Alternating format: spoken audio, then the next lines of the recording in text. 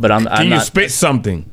I'm not going to. You're not going to spit nothing on here. That was my point. That was my point right there. You were gonna. I got a big car with big rims, 22s in my that's feet. a rapper? Boom, boom. Yeah, that's a rapper, bro. So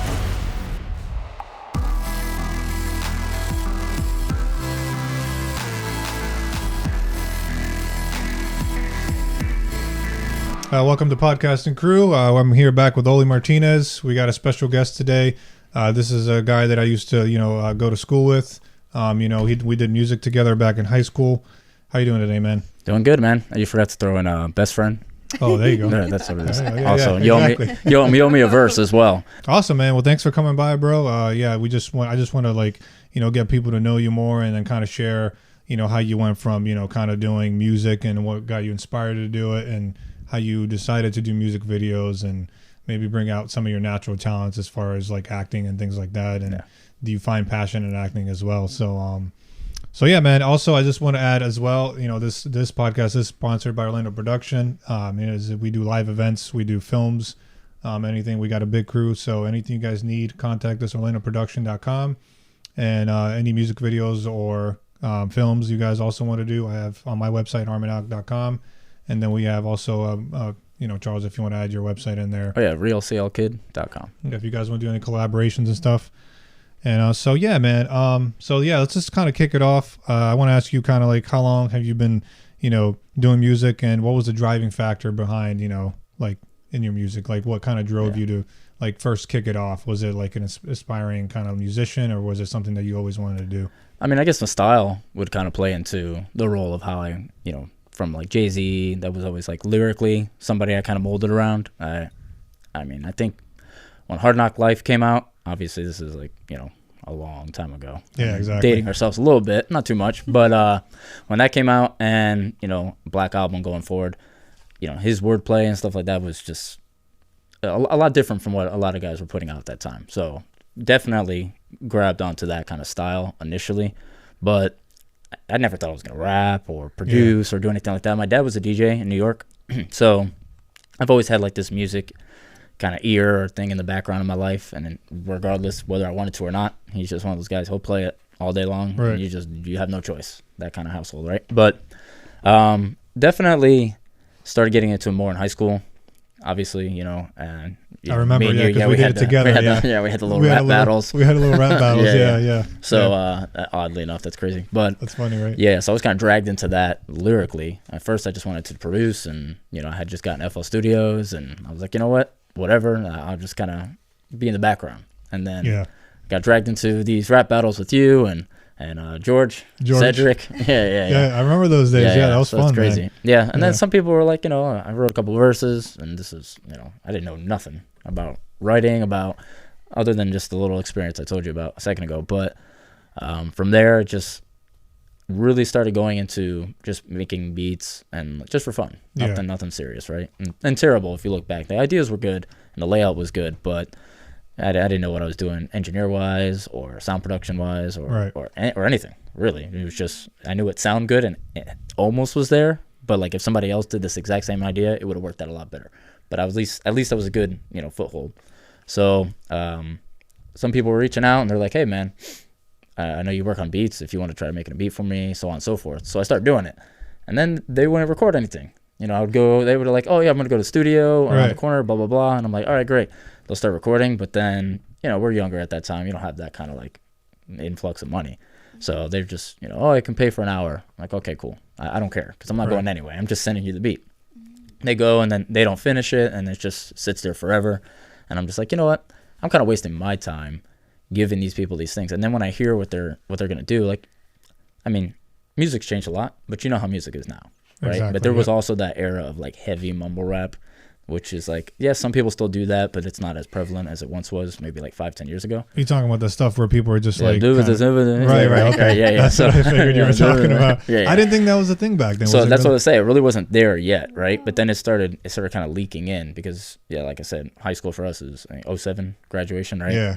But 17 years or something. Yeah. Right. But beyond that, that started kind of becoming a style. right? And even like right before all that as well, people were starting to like get lazier about the art of writing and storytelling and all those kinds of things. And whatever, like I said, I wasn't here to judge or any of that, but I started realizing like I'm coming up with these ideas, and how I hear them is a complete opposite of what they're doing with that idea. And that's fine, because it's not up to me to make them, do that. But if you're not going to record it, you're not going to, actually have some kind of effort towards it. You're just going to rush it and do it lazily. Then I was like, I might as well just keep them. And then that's when I was like, one of these I kind of like, I'm going to start writing to. So I just wrote to it, and I end up, just really liking the idea. First video me and you did, I wouldn't say the whole verse, but, it's a 3-verse song. I'd say about half the lyrics came from that first time ever, me sitting down and writing. Okay. Right? So it was just like, okay, I'm going to do something with these beats if you're not.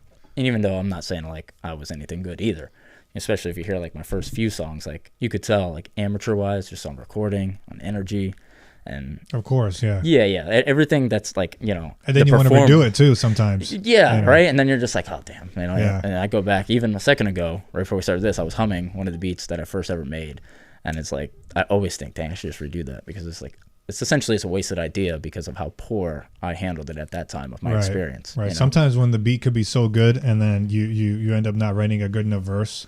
Oh, you ever had a mixture where the verse is like too good for the beat, or the beat's too good? So I made a beat for somebody like that one time. We didn't do a video for it, but Ridin' is a song I have, and I sent that beat. I made that beat in like literally like 2 minutes. Like it took no time at all, or at least the core of it.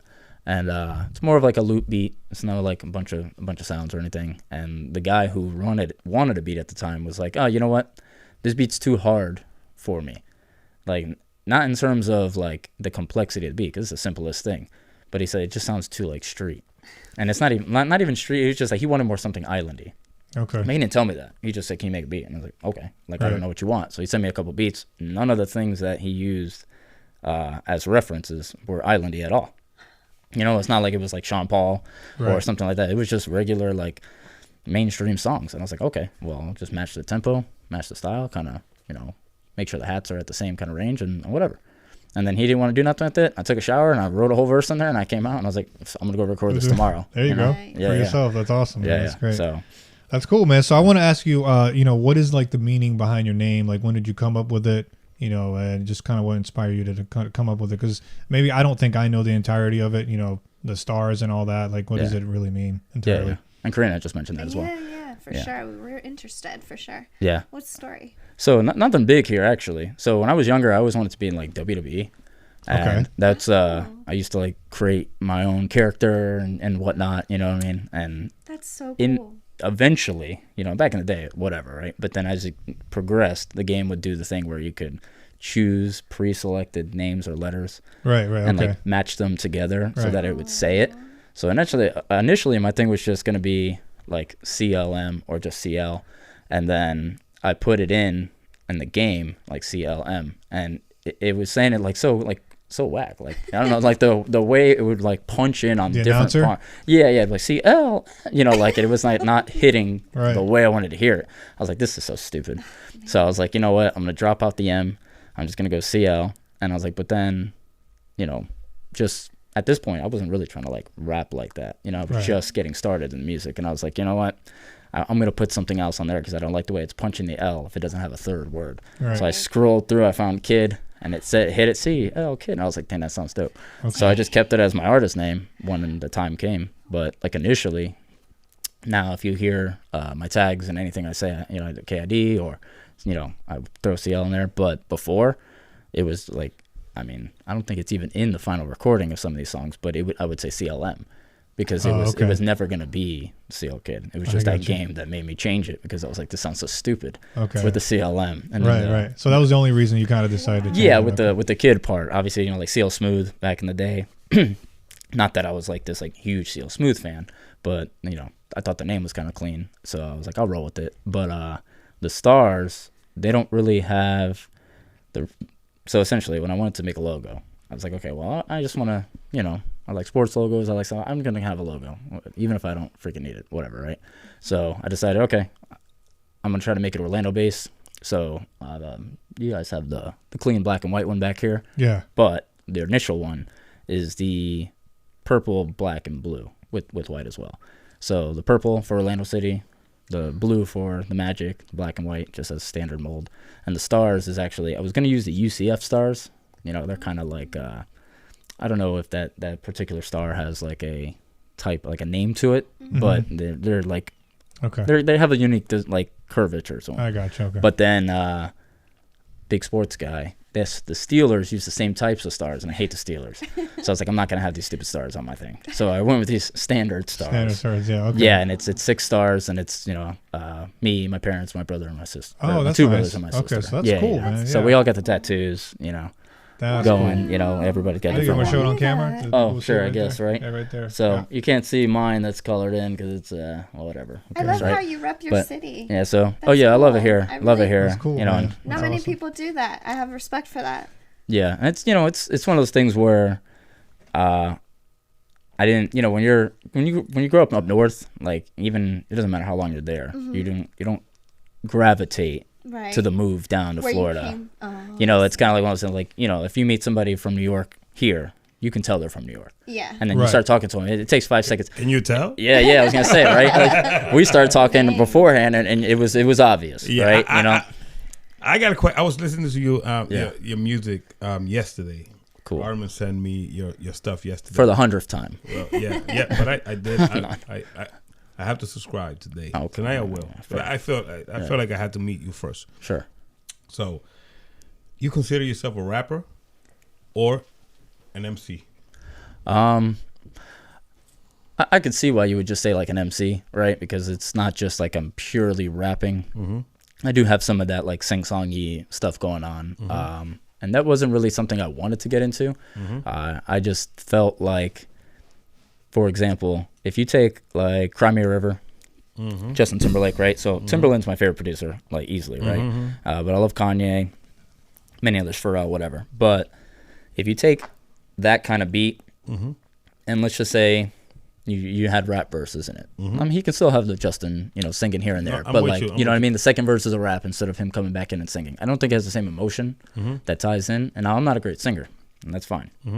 But if you look at My Love, also Timberland, and they have the T.I. verse, I think that worked really smooth and chill. Yeah. So I kind of, looking at things like that, that's my style of production. Gotcha, I have some gotcha. more serious stuff, obviously, as well. Yeah. But I feel like I wanted to be able to not be limited to having to rap on certain beats where I feel like I don't want to hear rapping on that kind of beat, So I guess you would have to put me in more of an MC kind of role, but that wasn't like by design. It was just production-wise, I naturally went with that Timberland style, some of that Kanye style. I have some Eminem kind of thing people compare me to sometimes, but it's more formatted to fit the song. Yeah. All right. But so, the stuff the stuff that I heard from you, Sure.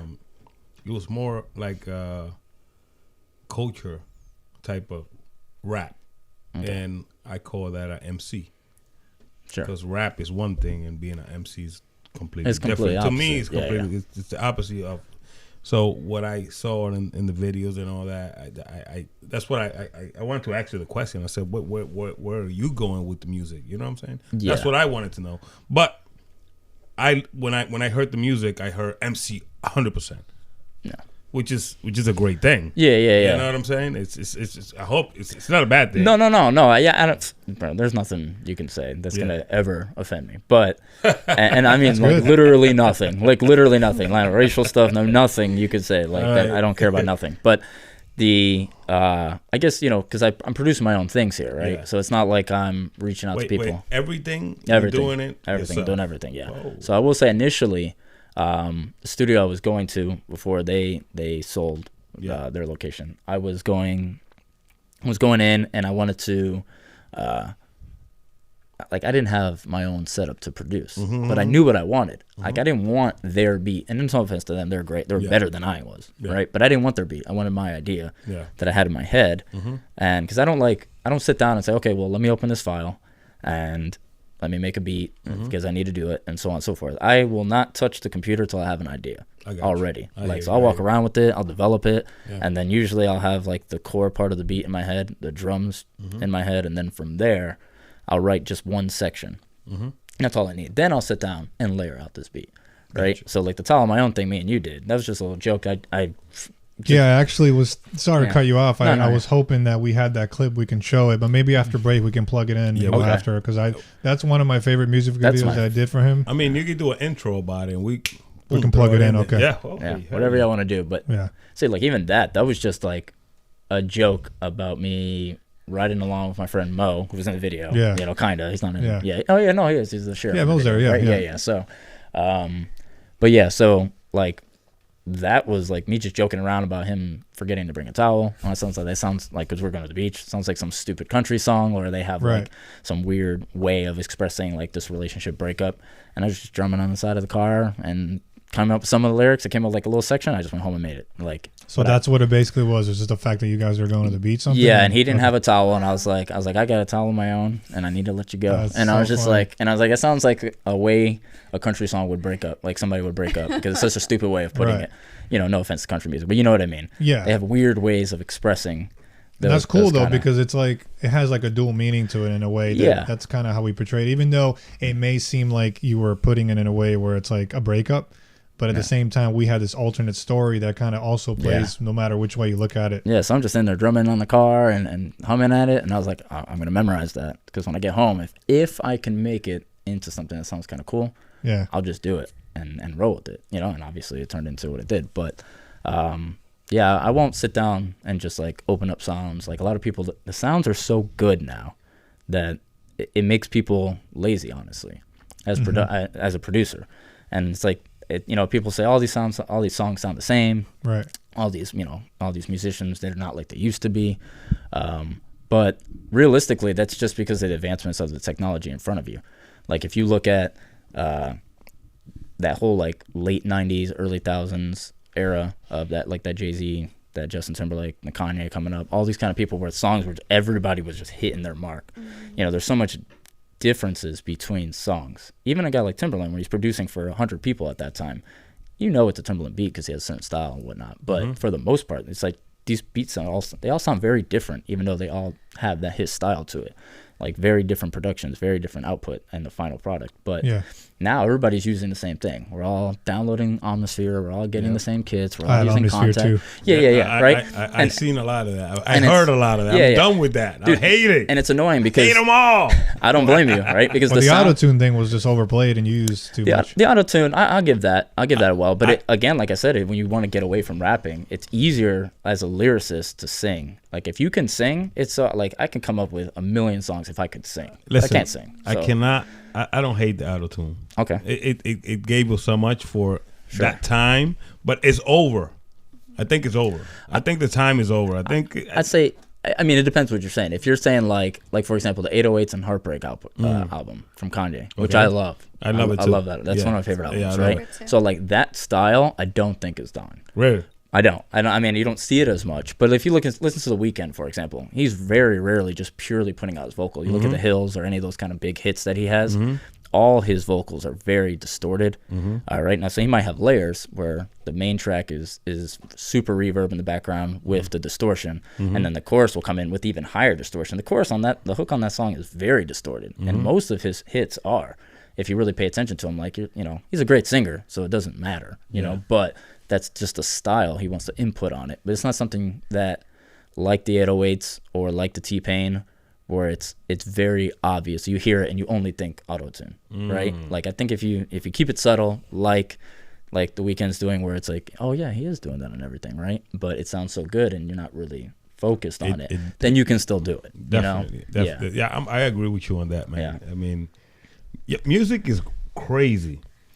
Sometimes you can do all this work and draw all these colors together to create an album, and it's great. And people just be like, they not feeling you, right? Yeah, for sure. And you like, what happened? What I do wrong? I did everything I was supposed to do to get this thing right. But music is, it's like colors. It's like painting. You know, not everything. It's like graffiti. When you look at a piece, you're like, some people don't understand it when somebody do a piece. You know. It's up to interpretation, essentially. And it's very emotional, for right? everyone. You know, it's very emotionally tied. You know, depending on what you got going on in your life. Like, for example, if everything's going great for me, right? And I'm not saying it is, but let's just say everything's going amazing. Yeah. And I listen to a certain type of music that's just like, you know, like dark and like really sad. Maybe I'm not really connected with that at the time. But if I'm feeling down, like for example, I did the Revelation video, which Orlando Productions. Right. We did that here. Oh, you guys did that here, right? Yeah, we did In fact, that. we used the LED wall. Really? Yeah. And I'll plug that in as well. We'll show that. But we used the LED wall and we did some kind of like background lighting to make it look like he's on stage and whatever. But yeah, you know, initially you wanted just a black screen, but we added that in just a little bit just to give it a little flair. Yeah, because at first we're like, let's see what it looks like, and then it's like, Love oh, hold on a it. second, like, we can't not utilize. This Way to great utilize tool. it for the aspect of the other half of your personality that worked into the the brighter darkness. side. Yeah, Yeah. So it kind of worked in that way. See, like a song like that, I wrote that song when I know that I wasn't doing as well. Okay. Right. So the lyrics, the beat, it's really deep sounding. Everything about it is very emotional, but from more of a darker sense. Right. So something like "Towel My Own," like I just mentioned, I was on the way to the beach. It's like bright and happy. Like the lyrics kind of match that feeling, even though it's technically a breakup song, right? But it doesn't feel that way. It's more upbeat. So I just think a lot of people, like you mentioned, you know, it's really emotionally based, and then marketing. That's you know, what music marketing's is, everything, dude. That's what music is. I value that you aren't like shallow in the music. You definitely like don't do the flashy cars and things like that. I can't, You know, it's unique. I really like those qualities you have. Yeah, that's not my thing. I'm just not into. That's not my personality in general. Right. You know, like I don't know. I remember I did. Gosh, I don't. You know, downtown Orlando, all the bars there. Like I always kind of mix match which one's what, right? So it doesn't matter. I was at one of them, and somebody I know was doing just like an event, and he was running it. He's not here no more, but he moved. But prior to that, I went there, and he's like, "Yeah, man, just come through. Whatever, I'm doing this event." I was like, "All right, cool." So I walk in there. Like you mentioned, right? Every single person, and I'm not talking about like a couple, like literally every single person had like 3 chains on. You know, everybody's holding their cup. You know, like whatever. And that's everybody like this. It was you. If you wanted to shoot your music video, that was the spot. Like everybody was flexing in that form, right? They all had. Nobody was dressed down. Right. And I'm wearing like this shirt. T-shirt? Yeah. Rapper? Yeah. I'm like, hey guys. We love that. Yeah, I mean, it's. I think and going against the norm and picking like non-stereotypical type of images for being a rapper, it's like. But you're original, and I really respect that. Yeah, you write everything, you create the beats. Yeah, I like how talent. you chose that aspect of not getting tattoos and. Yeah, this is my first tattoo. I forced into it. Which one? The stars. Yeah. Well, my only tattoo. Yeah. But yeah, I think like. The video is an opportunity to, you know, people say, okay, well, for example, I have the song "Let It Go." It's very like chill, you know what I'm talking about, right? Yeah, that's the one. Yeah. I love that. It's very like chill and like clubby, right? So you already know just from hearing the song, like you can pay. If I told you, this video's in a club, right? You'd be like, oh, of course, right? Because you can just hear that. Like, I would never do a club video for that. Like, I would always try to take advantage of the opportunity to say, okay, well, you already presume it's going to be in a club, so I already captured that your love of the song just through that. So I don't need to cover you no more. You're good. Now I'm going to just try to go and let me do something completely different. So like I'm going to make sure that the video doesn't match what your initial thought of it is. I'm a little upset with Armin here. I haven't been to one of your video shoots. Well, wait, how long? How come you haven't invited me to one of your video shoots? Hold up. How long have you? And we struggle with getting people. This is beef right now. Hold on a second. So, bro, we know the answer to this. How long have me and you been MIA from each other? Like, think about it's been a minute. After Chris passed away. You know that from that point, like we didn't really. No. Well, that's when. It was like 3-4. No, it was because after 2019, we weren't really keeping in contact. I mean, nothing like. Then COVID came. And COVID came. We never had exactly. I guess you kind of went your own way. I went my own way, but I didn't think you were doing films like that yet because I thought you were kind of. Nah, I was. You know what happened. Well, You know what happened. Yeah. And was But, a you know. power as a like another reason is that it was a PowerPoint like shoot, so it was so quick. Like we punched it out. He was organized. You were organized. I remember just. Well, it it being, wasn't like, 1 that. to I didn't 2 know day how he was shoots. feeling at the time, whether he would be interested in still doing stuff like this, because Right. he was doing his own thing. And I didn't, because after the whole Frank situation with the, Frank Films, Right. and I thought that was it for you. Like you weren't getting back into that stuff. No, He no, was that, still no, definitely that doing was it. it for that. And I always told you, I said, hey, whenever you're doing something, let me know, and I'm with you 100%. Yeah. But with that project, I was completely done after that last meeting that we had. I don't know if you remember, but we're not going to get into Yeah, we're that. not Oh, gonna well, I get will into say that. though, in defense of any of that, my videos in particular aren't like, utilizing a lot of people. Oh, He that's likes to help out as like, just. Oh, okay, But my not on thing is camera. like, I don't Oh, like to okay. bring too much people on board if I'm the only guy getting paid. If Gotcha. I'm getting paid on a production and I want to include some people and they're not getting paid, Yeah. even though you're my friend, I feel like, hey, I got this job and you're assisting me, and then I'm just the one getting the paycheck. Yeah, you're now you not. feel like you gotta like supplement Right. something. Give me to some give money, them. man. And Give me yeah. some freaking Exactly. money. so Hurry helpful. up. Pay me. You were so helpful too. I was even in the way, so he was helping. And she's moving willing the to help, equipment because around. we're Yeah. together Yeah, and of stuff. course, But, yeah. like, trying Kid to was force this guy to definitely come helpful. out of his barbershop. I'm just messing with you. No, yeah. But yeah, man. So I want to ask you, like, how from music, did you feel at all uncomfortable when you first had to act in the music videos? Like, did it, did you progress into being more comfortable in the scenes, and like, did acting kind of like start to, did you become better at it as we did the music videos? I can't say that I didn't become better at it, because you're just naturally gonna become better, not even by choice, right? So Right. so sure, but if you remember the first video we did, the first shot we did, do you know what that was? The first shot. First shot, like first location, first I know whatever. the location, but I don't Okay, know the first. what was it? Well, I don't know the first shot. It was in that warehouse. Yeah. And I don't know the first shot, but I know where it was and what we Okay. were doing. Yeah, right. So that was just me and you. Just, So yeah. it wasn't much there. It was very dark. Yeah. Whatever, right? And then we went from that being our first shot, just us in a dark warehouse, to what? Do you remember after that? Then the second day was out in the downtown, wasn't it? It was downtown, right? So we were at that the Dunkin' park? Donuts right across from Really? yeah. Well, it wasn't the Dunkin'? The Dunkin' Donuts is behind on the opposite. He's at the Dunkin' Donuts. I'm on the other side. We were at Pulse. Oh, that's right, because We we did. we met up there. Yeah, yeah, And we then met you up jumped at in my Pulse. car and we went to the parking lot. No, we recorded there first.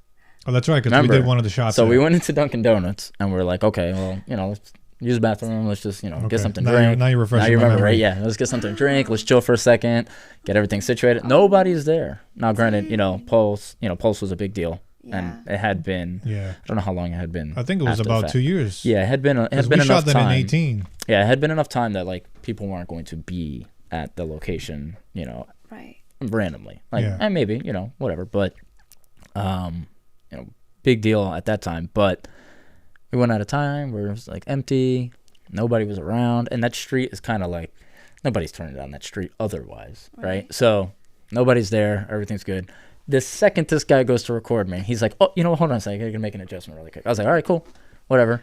And I've never rapped in front of the camera other than sitting in the seat, and for the most part it was like super dark, you could barely even see me. Wow. And I didn't care, like I wasn't nervous. But the second I went to actually record, all these Dunkin' Donuts people come out. All these people stop to come look at the Pulse thing. And I'm like, Story of our lives. You So had it's like- spectators there. yeah, so like, what do we do, right? We're trying to get this done. We know we got to go back into the city. Parking lot, yeah. We got to jump, all these different locations, different outfits, whatever. No time to really like, well, let's let them go and see. Like, we give it like 2 minutes to see if people walk by or whatever. But you can't just sit there forever. Like, Right. eventually you're going to have Yeah. to just do this thing. Daylight's So- running out. Yeah, and then you get these, the ladies are like, like, what are y'all doing over here? I'm like, nothing. We're just, recording a little video. They're like, all right, cool, go ahead. I'm like, Yeah, So and to me, I never understand how, and this happens on set a lot, right? I can never, even till this day, I can't understand when people come out. It's like they're coming out. Have you ever seen one of those old videos from like the 1920s where they film it and then they kind of process the video and they colorize it? Have you ever seen oh it? yeah. Okay, so if you not watch those fully, but videos, yeah. right, if you watch those videos, you'll see the people in the streets looking at the camera guy like, this is some new technology. Like, what is this? In the There's- 20s. Okay, yeah, we're in that makes sense. 2020, 2024, all right, 21st century, and Yeah. people are acting the same way.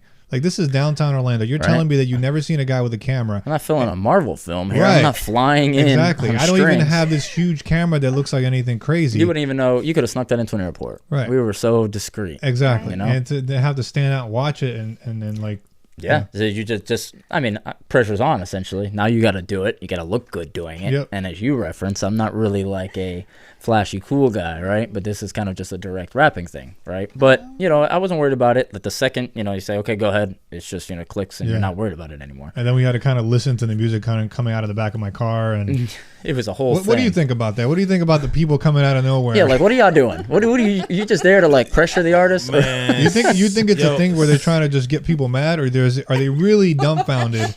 we shot videos before, and it happened before. Sometimes you got to work with that. Remember when we were shooting that cover downtown full? Whoa! What's that? Oh yeah, that rapper, the music video. guy? No, not you already know. Not you already Not know. that one. The cover for Cassandra. Okay, yeah, I remember. Right? Yep. Yo, people were walking around and they were looking into the cameras, and we had to cut a whole Remember lot Flex? of stuff, man. Yes. Gosh, Flex was Yeah. rough. This is kind of like that. It was at night. We Yeah. filmed her music video down there. She was singing, and then and it's just her. But in your case, it's at night, and this is downtown Orlando. we You see went- crazier things. We went on to do that Flex thing. Remember, we went that night. I'm like, oh, we'll go later. Like, you know, whatever. Yeah, exactly. You know, so Yeah, right. we go later, and they're doing. Come on, this happens like once a year. And This was and- like a Wednesday, I think, or th- th- Thursday or something. Yeah, and it's like this happens once a year. Where I'm about to say, What are you right? guys Like- doing? Oh yeah. No, not I even. see what you're they're saying, doing yeah. they're doing an outdoor art festival Yeah. out there. Once a year. There had to Never have been the day when we were filming. Yeah, exactly. So I'm walking, and everywhere he's recording me, like there's Yeah. people walking behind him. You have What to have are you somebody guys walking in front of doing? him. There's like 800 people jumping in. I'm just like, just leave them in, like whatever. Yeah. I don't care. We'll blur or whatever Blur we 'em gotta out. do. If they say something, they'll say something. Yeah, I was like, and if they want to be in it, I don't care. I'm good with that too. It doesn't make a Right. difference to me. then- I sum it down to that people are dreamers and they don't see this and they're so bored with their lives. So they're like, wow, I get like, they're the next, what if they turn big? That's why I think like coming from humble beginnings as Yeah, a poor it's their girl, moment. they're like, oh my gosh, Yeah. I'm never going to run into this again. I better ask them. That's why in the hood, they're like, hey, yo, can I be in that? You know, Right. like those little kids that were looking up I to got you. nothing. I And got no feel problem with that. bad. As Yeah, long it as you know sucks. coming But at, yeah, at like in a positive light. scoot Yeah. over, please. You know. Yeah, you're not trying to like interfere with the actual project itself. Yeah. Like that's why I said I don't really care. Yeah. I'm just gonna keep going and act like Yeah. they're not there. But like you said, and another thing, just to stay on your question, Yeah. is if you notice, obviously, a lot of that was what it was, but then we started transitioning to more B-roll. I'm barely speaking in any of these videos as Yeah, I did know we started exactly, progressing. yes. That was by plan by me because I was just like, you Less know what? performance shots. Yeah, and it's not even that I don't want to perform. I have no problem with that. But I was like, I think it'd be more creative if I limit myself. Because prior to that, I was thinking about, okay, well, what could I do storyline-wise and how to make it like a little bit different. But then I was like, dang, I'm going to have to come up with, I can't just like last minute do this because so much of it has to be like storyboarded or laid out in a way that, 3-minute song, the 2:15 has to be really planned. You can't just be like, okay, I'm just going to do B-roll the whole Yeah. time. It's like a short film essentially. Yeah, exactly. Obviously, you can cut to the actual rapping, but you have to have it really planned out. So I was like, going forward, I'm going to be ready with that. I'm going to make sure that I could do the entire song as a B-roll, and then we'll still record some of me rapping, the direct shots, and then if we need it, we'll put it in. Right, as a Whereas- safety shot. Correct. Whereas before, I was thinking about it, man, maybe I could come up with something as a B-roll really quick, but I was like, nah, that's not going to work because it has to be some kind of progression. And it has to yeah. be done right. And I was just like, what? I'll stay away from it till the next video. And then at that point, I was like, I'm going to tease that. And, we had some, I don't remember what that video was, but then we had some B-roll. It was almost like, still like 60% of me rapping, but we started transitioning slowly Slowly until the into point where we just- did these, these Halloween videos. Yeah, or like whatever. little like mini series. or Yeah, like, you know. like the Bonnie thing. Like, Yeah, I don't even. that was I fun. I don't think you rapped once. I don't on rap that. it. I don't rap a single time because it's like, what is this guy doing rapping? If you don't know the song, essentially, it's like kind of like a Stay on Eminem thing, where it's I watch a lot of Law and Order, that kind of stuff. So it's like a serial killer, writing a letter about this girl into his journal that he's like obsessing over, right? And then we did one on one Halloween, we did one on the next one, but the premise of that, you can't have somebody like that rapping.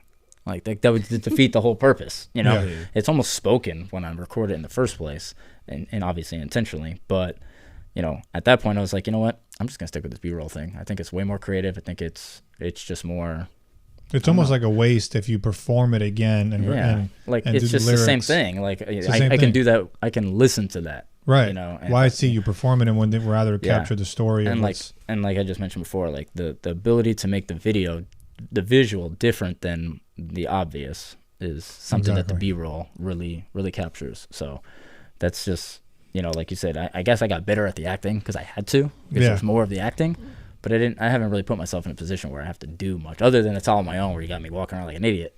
But that was great. But I was fine with that because I have no pride or any of that kind of stuff. I would prefer to be seen as like the Nickelodeon rapper, right? Then, you know, people, you know, put down the Will Smith guy, but like I'd be fine with that. Like I would rather be that than trying to sustain this like cool guy, you know, whatever, egotistical, like the money flash kind of thing. Like, that's not me. Quick question: as far as you know, when you're an artist, like I always wonder, when do you want to get signed?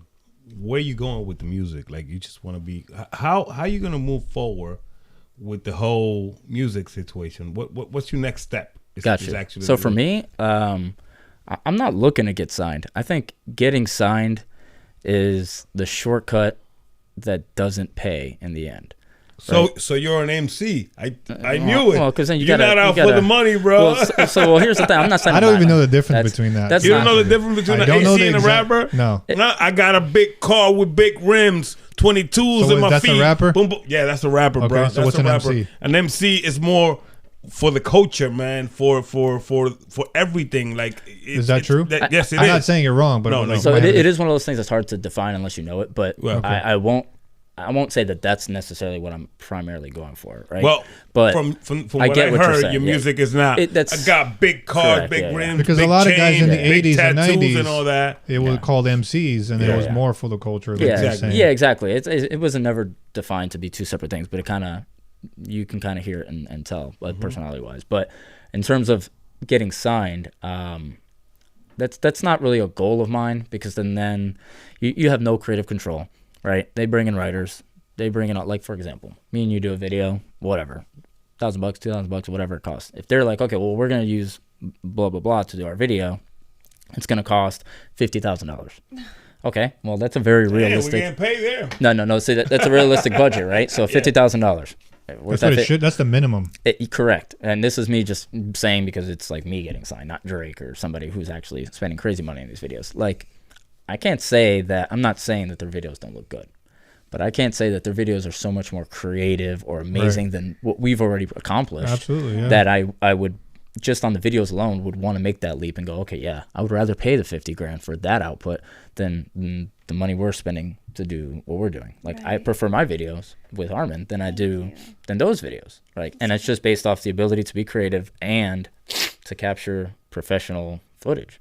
Yeah. And the editing, obviously. It's like, that's one thing I always tell people. It's like, they ask me about you, and I'm like, dude, editing wise, like, I mean, I can't speak to what you want or what the other people want out of their videos, right? Because it's like, a lot these ideas, they're my ideas, but to have someone that I could say, okay, I have this idea in my head, and I don't have to limit it because I know the person in front of me can put that together. Right. I don't have to go, well, that's unrealistic, or how's that going to get done? Like, I like how you come across that, because when you reach out to me and you ask me, I know this can't get done, so I don't even want to try to imagine this being completed. So you tell me, like, if you were to tell me I want these helicopters in the air or jet, you know the limitations of what we can do for the budget that we have, so we can still stay creative in that realm of what we can do. And you don't push my buttons on, like, you know, man, you got to do this. This is what I want. No, you know what I mean? It's just it's unrealistic pressure to put on somebody, which, you know, like, I think so many people are like, well, dang, it should sound like this. Like, especially coming from the producer side, right? Mm-hmm. So if you produce for someone else, they're always going to have some, like, oh, I kind of want this, or what do you think of that?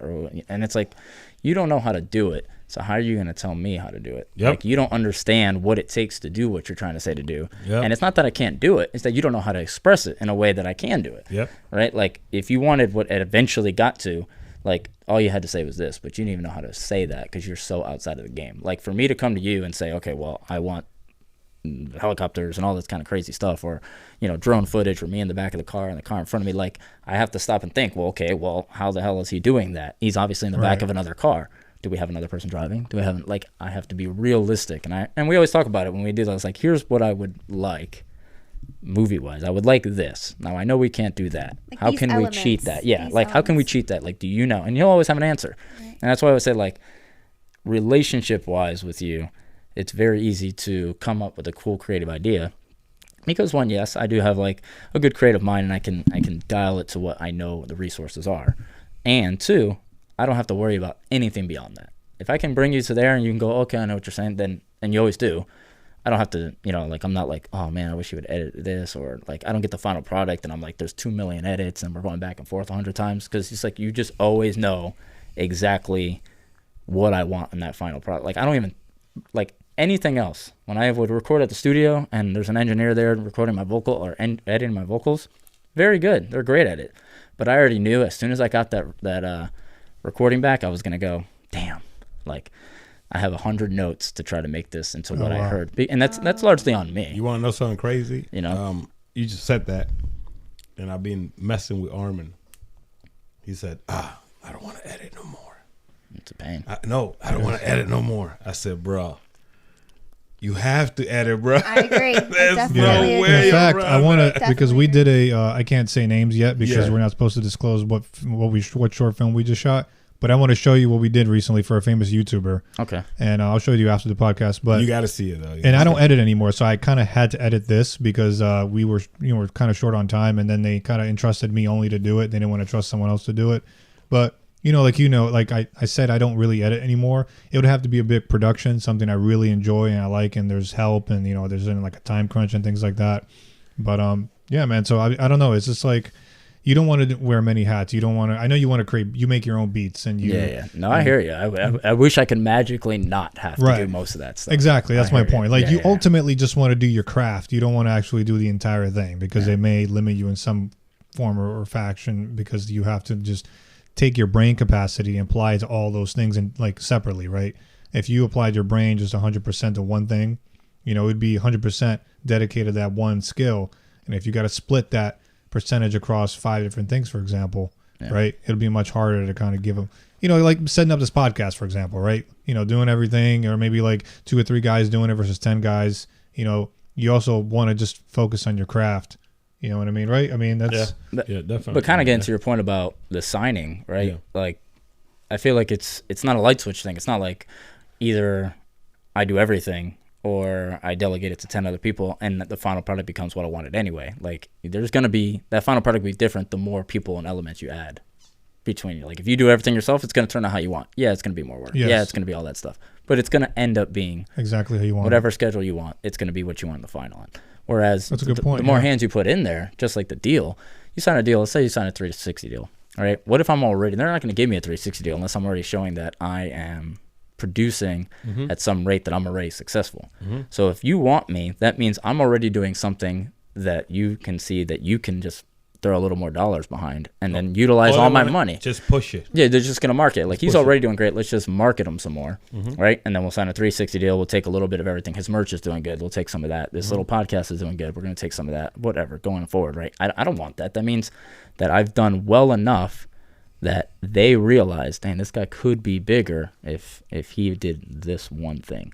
I would rather roll the dice and figure that out, or try to get the money behind myself to push in that way. And coupled with, like he mentioned about editing the videos, like, he may not want to edit the videos because it's annoying, it's tedious, but it's going to guarantee the best product if you did it. Right? Yes, it's going to yes, guarantee yes, it. yes. Whereas, same thing, like, they're going to make beats for me, they're going to have writers for me, all this kind of stuff, assuming that this is a deal like, like a Drake or somebody like that. I mean, But, like, I don't want that process, because now I'm not being true to what I am and the things we're discussing as we just mentioned. like, this guy and I sat in his room, 4 a.m. You and Chris just sitting there. He was editing. How fast the way the workflow. Dude, he's quick. 1 second over. No, that don't go there. It goes right here. Boom, boom, boom.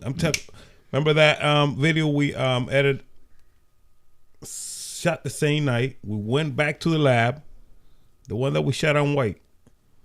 Here? No. We shot that over Digital Juice Studio.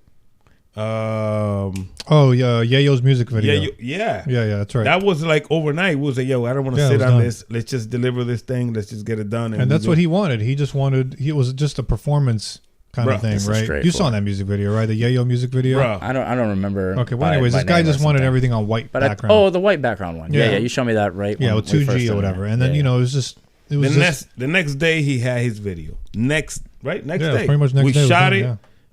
Boom, boom, boom. Let's go. It was done. Dude, we did the Sleepless Nights video out there, and we had a lot of stuff and a lot of cuts and all kinds of stuff, and I still had it. He sent it to me the next night. I remember I was out watching a game somewhere, and you sent me like the preview clip, and I was like, "This is pretty much like this is I'm done. Okay. This is good enough for me right here." That was like so soon. I was like the only thing and that was like the very next day. And actually, I would say most of them the turnaround is that way. And really from there, it's like literally like maybe one little edit, and that's not because it was wrong. It's just because that's the way I've already visualized it. Right. You know what I mean? But everything else, I always thought I was like everything like. All the little tedious things like the snare hitting and there's one you should cut and all that kind of things, like, you know, paying attention to the words and realizing that clip that we recorded at that one point should clearly be here and should end here, and that needs to be a certain length because we need to feel the vibe of that scene, you know, whatever. All that kind of stuff, I never have to worry about it. Like, it's always going to hit clean. It's literally just like maybe one little thing like, hey, when this snare here, I hate how I look there. So can we just swap that with something? Like, it's the smallest thing. It's not even a creative thing. Like, I'm already in tune with what I want, and you know it, and then you're in tune with it as well, and it's just like your style matches it, so it's so easy. You both are on the same page, but the great thing about it is you're like the best client because you know what you want, you're organized. This is the kind of client you want for sure. And also back to the studio being signed, of how you said they're basically like puppeteering you, like, right? Yeah, so you have no control. You're cuckolded essentially. And then on top of the fact, your percentage payouts. I don't know if you look into how these deals work, right? So the amount of money, in order for you to make a certain amount of money, they have to spend more money to keep pushing you to that limit, right? So you need to hit, you know, whatever, just fake numbers, obviously. There's wouldn't be anything close to this. But if you need to hit 1 million plays before your percentage difference pays out, right? So maybe until I get to 1 million plays, I'm only getting 10% of the money that's made. Then once I hit that target number, then it'll swing back to me getting to 60% or 80%. That's why of they that all payout. seem so broke. Like they're secretly broke. It's a lot impossible. Of musicians it's impossible. No, it's true because it's impossible they make it impossible for you to catch up, because the second that you finally caught up, you're already contracted for 5-6 other songs. So now you're doing those songs, and now you're trying to catch up to those songs, and you don't ever catch up until you have like a ton of hits that really make your money. And that's if you work a contract out well, right? There's so many different types of ways to make money. Your sync licensing, you know, all the different royalties. It's not just like how they handle it from Pandora is different, how you handle it from Apple Music. You know, Spotify is different than a radio play, like all these payouts. And then you can get paid on top of like one song play on any of these, you can get paid more than one song. It's not just like I get paid because my song's played on Spotify, right? Am I the owner? Now I get paid. Am I the writer? Am I get paid? Am I the producer? Now I get paid. Like, when you're the sole owner, this guy know what he's doing, bro. Bro, like, so, exactly. Hey man, no, like that's what I'm saying. When you own the song and you're the only one, the only limitation you have is marketing and promotion dollars. That literally reminds me. That's literally it. But it's like a loan when they initially sign all it is a loan, and that's my point. Is if I borrow 100 grand from them to market my song and get it done, they're going to get it done the way they want to get it done. Right. Exactly. I can't go to you and spend $1,000 and make this amazing video. They're going to you're going to spend $50,000. Okay, well there goes that, because I just borrowed. You fronted me, you know, $50,000 for walk around money to make me feel good, and now I feel like I got a little bit of money in my pocket. You gotta buy a chain, son. But yeah, I gotta get the chain. Yeah. So all that extra crap, flashy cars, all this is just promotional. It's just promotional. Yeah, exactly. Listen, bro. And then people spending money wrong. If you ain't got money, you ain't popping, bro. If you ain't flashing, you ain't popping. The only dude that did it like that was Common. Yeah, Common. But see, even him, he started utilizing that platform to do other things. I understand that, but he's an MC. No, sure. But now that's kind of the problem, though, is like these people sign these deals and they see that upfront money, and now they're making more money in a moment than they ever had. And it's like they're happy with that. But like you said, it's a loan. Now you're always behind on the loan. You're never out on a deal. So in order for you to catch up, well, how can I catch up? I can't go get a job to finish paying them. I got to make more songs. And if my first song in the initial part of the deal put me in debt with them, what do you think the second, third, and fourth song is going to do? Put you more in debt. It's going to put me more in debt. And so you're prisoner forever. Yeah. It's like the, was it Katy Perry? No.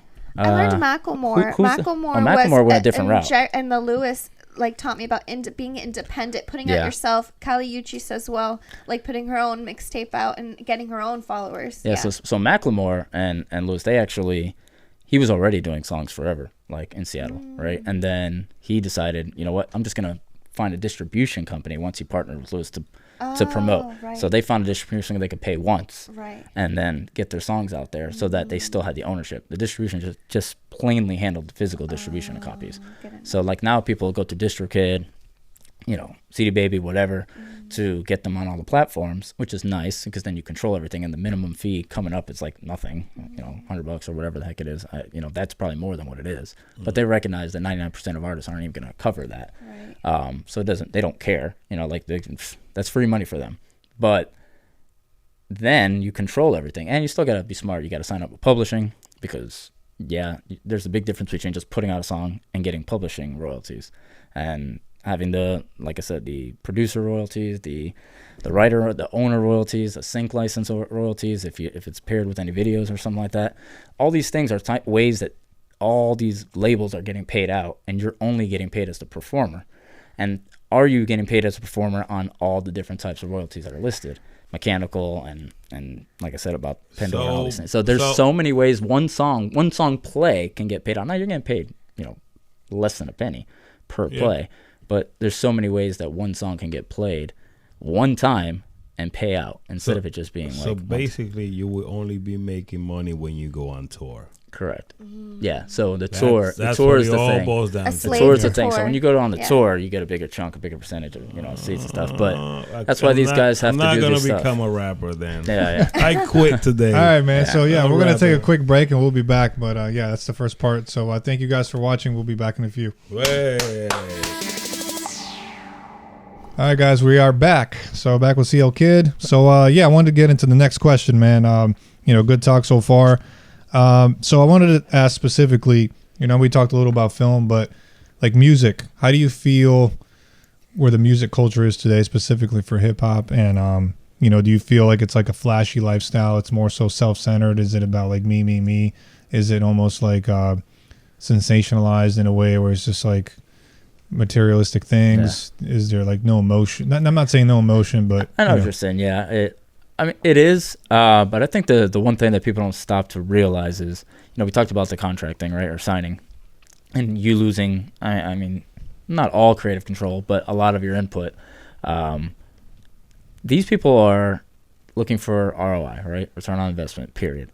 So if you're signed to a label, they're putting all this money behind you, like you mentioned, a loan, essentially. So as an artist, I'm paying that back, whatever, right? But from their perspective, it's about making money and nothing else. Right, so they have to create a brand that they already know works. They can't take the time to say, okay, well, as a label, this guy can be, you know, emotional one day and then he can be fun another day and sad the other day. Like, and it's not that it can't work. You look at people like Outkast and all these other, you know, crazy people that definitely made it work. But as a label, you're trying to produce just dollars. That's it. So you understand that larger than life, flashy, annoying things that we're all complaining about because everyone's doing it already works. That's why everyone sounds the same, because they know, you know, fine, I have my own style, I want to rap like this, or this is how I want to sound, and that's great and all, but in order to get heard, you kind of have to sell out a little bit. So what you're saying is everybody wants to hear that stuff. It's not that everyone wants to hear that stuff. I think that it's one of those things where it's already been proven successful, because, like, for example, right, you go on Netflix or any of these, Peacock, doesn't matter, and there's all these Love Island and Housewives and blah, blah, blah, right? And I don't watch any of this stuff, so I'm not going to get into titles. But all these things they're the same thing over and over again. Kardashians, different housewives. The recipes. That's the recipe for drawing people's attention to get them out of their regular everyday life. Yeah, there's a lot of shows that are relatable and kind of fun, and those are great and all. But the reason that those shows exist, these ones in particular, the Kardashians, those kind of people, is because they're doing things that you can't do. Right? They're living high money lives and doing flashy things, and they're doing all that stuff. And it's not saying I don't watch it, but there is a large market for that larger than life atmosphere, and that's already proven to work. That model's proven to work. So they know we do a show like that. Me and you, maybe, I don't know about you, or, but, we're complaining about it's whack, we don't watch it, whatever, it's not for us. But they don't care about us. They know that target demographic is going to watch. It's going to make the money. And why steer away from that? That's why all these reality shows are so similar to one another. And the same thing with the music. As a company putting all this money up front, they just want to know it's going to work. Okay, but here's the question. Does that lead into now, is it a culture problem as far as, is it on the artist side, or is it the fact that society in general wants to kind of watch the negative aspect of, let's say, self-centeredness or flashy things or materialistic things? Is it now because people are demanding to see that? Because the reason I asked that is because I don't know what year it was, but back in maybe like anywhere from the 40s to the 60s, they used to do news channels where it was like, they'll have television where they only showed positive news. Yeah. Right. And then they realized over time that nobody wanted to watch it. They were interested in the drama and the bad news. They wanted to hear the doom and gloom and all the other stuff. That got way more hits. Right. So is it like something that humanity inherently is drawn to drama and evil and like bad things? Is it that why we're kind of like, it's like chicken and egg, right? So for example, let's say you take, I don't know who's currently trending. I don't listen to current music, but let's just say Taylor Swift, Post Malone, Drake, Future, whoever, right? You take all these people, there's a bunch of them, right? If you take all these people and let's say they're all signed under one label, they're not, but let's say they were, and they say, okay, well, here's what we're gonna do. We're done with the flashy thing. We're gonna change that. So now what we're gonna do instead is we're gonna put all our money towards humorous videos, right? So it's going to be funny. Would not work. Okay, now say you would say it's not going to work, right? So it's going to do one of two things. It's either going to introduce that it won't work, like you say, right? So those headline people will become stale with it, and they'll start seeking what they actually want until that dynamic is lifted to the point where not everybody tries to do that. Or it will work, and people will just follow as they are because the money dictates what you're hearing, because radio-wise, it doesn't matter how great my song is.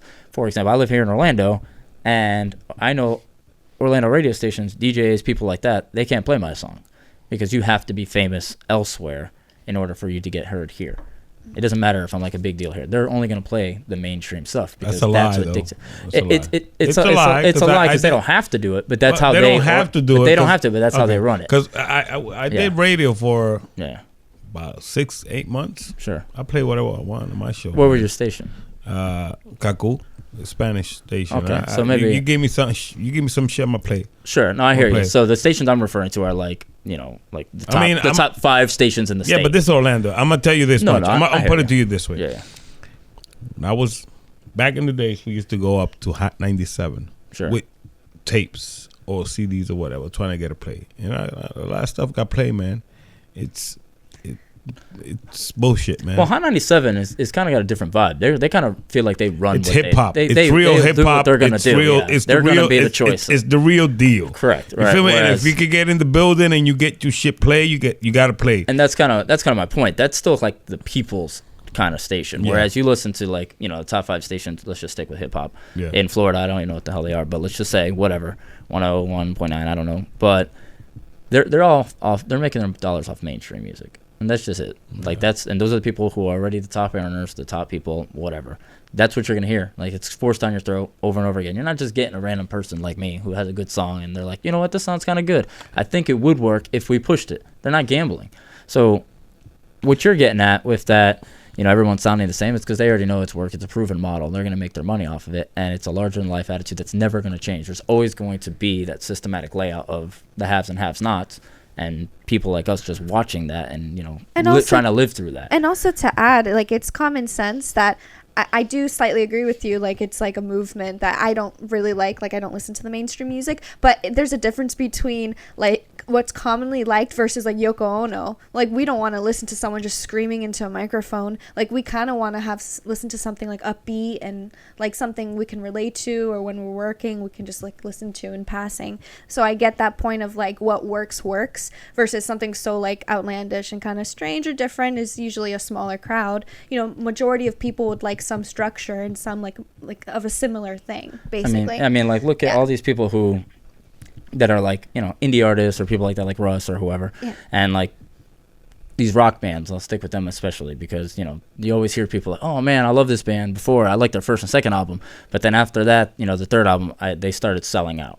And it's like, that's because that's when the label came in and started pushing. And it's like, yeah, they started selling out, but that's when they started selling out arenas and started selling out merch and started making actual money, perceivably, because that's where all the backing came from. Prior to that, they were who they were. And, it was like, like, for example, I'm not listening to any of this mainstream stuff, right? But they're still making money. They don't need me. But that doesn't mean that you can't stumble upon someone on Spotify, like myself or another small artist, that you're like, dang, this person's great. They only had the chance, or that person's amazing if they only had the chance, or this person's vocals are clean. Like someone like Sam Smith, he didn't just blow up right out the gate, right? He came out of like a little quick run, had a couple songs, and then he took off. And it's just pure, beautiful vocals that you don't tend to hear from people. And from there, the money came in, then he gets signed, then he starts getting pushed, so on and so forth. But prior to that, he could have been successful had he just stuck out the independent thing. I mean, but it could have taken longer. It could have taken forever. I got a request, man. I got to stop all this. I mean, we already don't spoke about all that good stuff, but me personally, I want to freestyle. You're gonna freestyle though. No, you gonna freestyle. No, I'm not freestyling. Why not? Because that's not my thing. It's just like look at calling him on the spot, dude. No, hold up. It ain't about this. I'm not trying to put nobody in the spot. But when it comes to rap, that's not my hip-hop, style though. That's not my style though. So you can't. I'm not saying I can't, but I'm Can you not, spit something? I'm not going to. You're not going to spit nothing on here. That's not my style. Okay, for example, you do film, right? Did I tell you to just get up and start acting? No, right? There's a thought. I could if you tell me. Tell me to do it. Tell me to do it. You're gonna do it? I will do it right now. I want to hear it. What do you want me to do? No. So that's my point. What I knew you were gonna ask me that. That was my point. That was my point right there. You were gonna follow up with what would you do, right? No, that's how you feel. That means I had to give you direction. No, he's tired right now. That means I had to give you direction. I know you're acting. Fucking acting. You see what I'm saying? You gotta start crying, man. He's hurting your feelings. I was gonna cry for you right now. No, do it right now. I was gonna do it right now. Can you on demand cry? No, but seriously, no. I can't. I can't on demand cry. But I thought we could. I hear you. That's not my style. It's just my style. We talk about hip hop. We talk about rap. Sure. I mean, everything that you saying is cool. Yeah. I mean, but that's just a request I have. No, if cool. any rapper I have in the show, I'm gonna ask them to freestyle or to spit something. And I'm gonna tell you that I'm the same way. I wouldn't freestyle. And I'm gonna tell you that 90. Why not? That's not. And Armin really is a great rapper. He sounds like a because, slug like from like he's saying, I'll tell you exactly why I wouldn't do it. Why? So not only is it not my style, right? When I used to make music, it's not the element that I go into when I do it. You see what I'm saying? So like, I never tried to freestyle. I never went into a thought process of trying to ever see myself freestyle in public or anywhere, because it's like, here's two things. Like, if you ever done music in that, specifically rap, you either go in as a freestyler or you go in as a writer, right? And sometimes there's both of them. But like for me, for example, I don't know if he feels the same way, is that when I did music and I wrote, sometimes people will mix and match, right? Sometimes they'll go in, they'll freestyle the entire verse. And I actually hated that. I feel like you're not respecting the craft. If I'm asking you to be on a collaboration with me on a song, and then you're gonna freestyle this verse, which I know for sure that if you wrote the verse, it would be 10 times better than if you freestyled it. So you're being lazy is the way I see it, right? So what you're saying is, I don't get that. Okay, listen. If you're a dancer, you're a dancer on demand. If you're an actor, you're an actor on demand. If you're a rapper, you should be a rapper or a MC on demand. I disagree with you, because if somebody asked in public for Daniel Craig to start acting out in public, he wouldn't do it. He'd be like, you can take my picture, you can take my autograph. No. But the hip hop culture came up on freestyling in a corner, and that's because of freestyle. Hold on, and break dancing and cardboard box. I mean, if you get off of that, then you want something else. So I don't know. Yeah, I don't know how far back you're taking hip hop. But see, you're putting that on somebody else. I didn't say that I was a freestyle rapper. I didn't say I was a New York City corner rapper. Yeah, there's a big difference. You take those same rappers, and they're probably still freestyle rapping. Exactly, and they don't know how to make songs. And they don't know how to make songs. So what you're saying is that it's a big difference between making a song and being a rapper. You can't rap. You can't drop a verse right now. You can drop a verse that he's already written. Yeah, exactly. And I'm not saying like I couldn't. But you're not going to do it. No, I'm not going to. And here's another thing. Okay, so for example, remember, obviously, the Basement, Tigger, you know. I remember the Of course, you basement, remember the man. basement, You of know how course. old I am? Of course I'm you remember the 46 basement. years I'm old. just- this What's is the my- basement? Don't say that, Oli. I can The say basement- that. the basement Listen, bro, was- 106 in Park, the 106 in basement. Park and the basement. That was the show. That was the show, and I was in this show. I was sitting there watching them. I went to MTV shows, and I was Okay. there. Essentially, what it was it's 106 in Park is like a top 10 songs that are trending, right? Exactly. But they'll show the videos. But Tigger would go down into the basement, and he would have like a special guest, like it could be anyway, Kanye, Jay-Z, whoever. Okay. And they would show up and they would rap verses, like, and it's like the freestyle, and it would be on a different beat. Yeah. You know, whatever, a beat like, you know, from another song. And then they would freestyle. Freestyle, right? So I always see people, oh, I'm freestyling. Oh, it's a freestyle. Oh, Drake came out with this freestyle. It's like, then why do I hear it in your other song already? Okay, that's the Yeah, one. that's So what it's Army not- told me. so when do you you say know that? Do you know freestyle, that you're you know the talking about- majority of the people who freestyle are actually They rewritten? Yeah, it's pre-written. It's pre-written. Okay. The whole Kanye Diamonds Are Forever thing. he That's did on- fine. That's, Real quick, That's you- fine. I'm with you 200%. Like with when that. you write a That's fine. verse, you can actually rap it to any beat because it's already Yeah, pre-written. it's about tempo. Right, Yeah. so if a And guy they're picking comes loop up- beats, they're not gonna pick a beat where it's like laid out as a song and orchestration. A lot of people don't know that because like there's some people that I used to do music with and they Yeah. just can't stay on beat. I see people all the time. Oh, I got this freestyle. Put out this freestyle. It's like, did you edit that? Yeah. Oh, well, then it's not a freestyle, bro. Like, freestyle is like if literally what you're Raw. saying. Let me go right here. And you can I've tell it's a never said it freestyle. before, and I'm including stuff off your shirts. Right. I'm Yo, just jumping. Okay, it I'm can't not be- saying some Yo. people can't do it. So if you're seen as a you want to be that kind of rapper and that's what you do off top, that's fine. Do your thing. Yeah, but that's yeah. not what I am. That's not I'm what a you do. final song output kind of guy. I have an Okay, idea. okay. Like I said, I don't sit down and start producing until I have the idea. I won't sit down and just start randomly writing stupid shit. Like, you know, I want a story. I want to have like a vibe. I want to have a beginning and ending to what I'm I doing. hear you. I And respect that's okay. that. Like, there's a lot of people I know they would just start rapping, and it wouldn't be their best thing. And I wouldn't, you know, I don't ever knock anybody for anything. It's almost like stand-up comedy.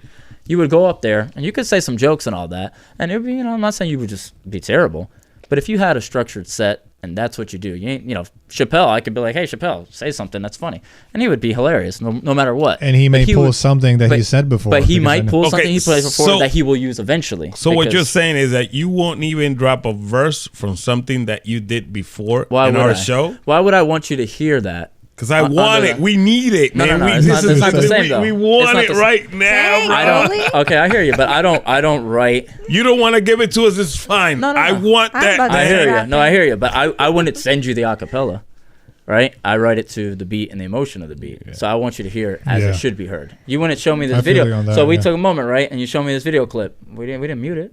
We didn't take away. We didn't put the poor sock. Yeah, you we want didn't it take in the its cuts whole with the entirety. poor quality. We didn't do any of that. We Mm-hmm. made sure you saw it the right way. You wanted it on the big screen. You didn't want it on your phone. You wanted me to see it as you view it. That's a good perception. I know, Right? but I I, like didn't, that. I, That's didn't, a- I didn't actually. I didn't want you to see it. I wanted You to asked see it me to see it. myself. But okay, 'Cause but you didn't see the. But No, why no, didn't but I see why what didn't you're we see saying, it? Why though. didn't we see it? He said I could just pull it up right here on my That's a phone. good- I can very pull it up good on the point that thing. he put. He wants Why to did you want to present- see it the way that we saw it? You wanted to see it the way you visualized it and the way you knew I came. the final product. Was. No, I see what I you're told- saying. I told- Present it in the best way possible. Yeah, present it. Not like rather yeah, than- and I'm not saying it's got to Well, be we, like we didn't present it in the best way possible, you bro. did in the moment. in the moment. No. You that didn't we put it could, on yeah. this laptop. You didn't put it on his. You didn't put it on the phone. He had to pull it from Dropbox. You didn't have to do any of that. Man, just say you don't want to freestyle. I already man. said that. Okay, so I you don't already want to said rap. it. You don't want to do It's not- anything, man. No, that's not my thing. You gotta do Yo, something. You're tonight. distorting, bro. I wanted to ask you, KID off topic, but or kind of to the directing side or film side. But do you want to direct your music videos in the future, or you want to take a break from that eventually? No, I like that. I You like do? to have that control. Yeah. Like I said, I'm actually, separately, I'm writing a show. Oh. Shows the first seasons, it's comedy. Shows the first season is usually like maybe like 5, 6, 7 episodes. It's not that crazy in the first season. Then you jump up to like that 20 episode clip, right? So I wrote the first season. I'm in the second season now writing, and I love like all the little elements of visualizing it and knowing like that's like I mentioned with Armin, like that final product should match what I visualized going in, and I am fully aware of the process and the time and the work and all that goes into that, but that's what I want to do. I don't want it to be like, especially in shows, like I'm a huge fan of The Office, of Seinfeld, of Parks and Rec, that NBC style stuff. You have great comedic timing. Like honestly, Like- working with in that music video of yours. Yeah, it's just silly. Like there's a way to do stuff, and everyone has their own approach, regardless. And if it's a drama film, it's whatever. Like you see, there's like 18 different Spider-Mans. There's all these different Batmans, right? But like the Dark Knight series is the series. Like I don't care what anybody says. That's the best, well done one, and it's because you got good direction, and you got good visual, visual, and it became what he wanted it to be, and he put the work into it.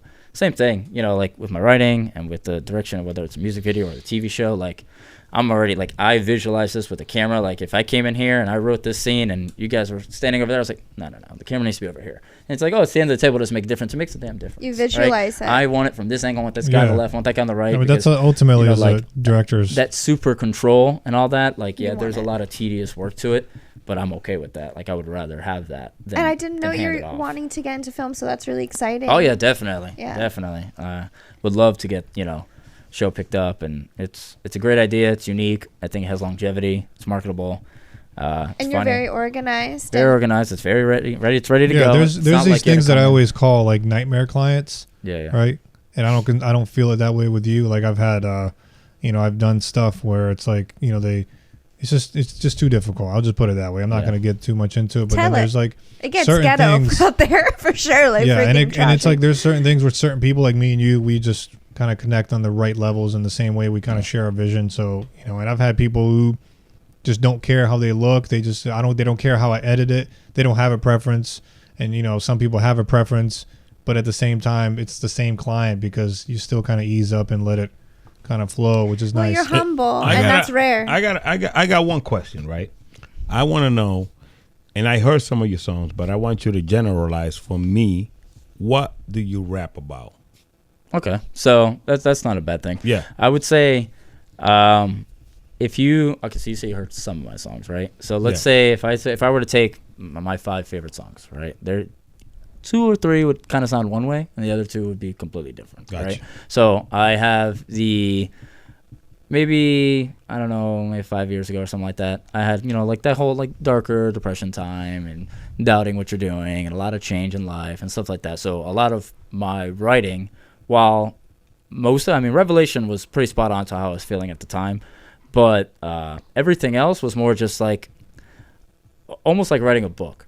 Like, I wasn't trying to be like, okay, well, I'm sad about a relationship. I wasn't sad about a relationship when I wrote some of those songs that are sad relationship-y type of songs. I just thought, it's a good idea, and I'll approach it like writing a movie, right? So you write a movie about people in love, like, I could be perfectly married, or it could be a heartbreak movie, but it has nothing to do with my personal life. I just chose the topic based off of little frustrations. How you was feeling at that time. Yeah, but not about that particular thing. So, for example, I could have just felt down about where I was in life. You said depression and anxiety. You mentioned those things. So when a lot of my songs go to that, but I would say only Revelation had to do with in that moment how I felt when I was writing that. So as I wrote Revelation, I was very depressed. I was very anxious a lot and things like that. But and the lyrics closely pertain to that. But then I also have songs that are about that and about sad relationships stuff at times where I was feeling better than I've ever felt in my life.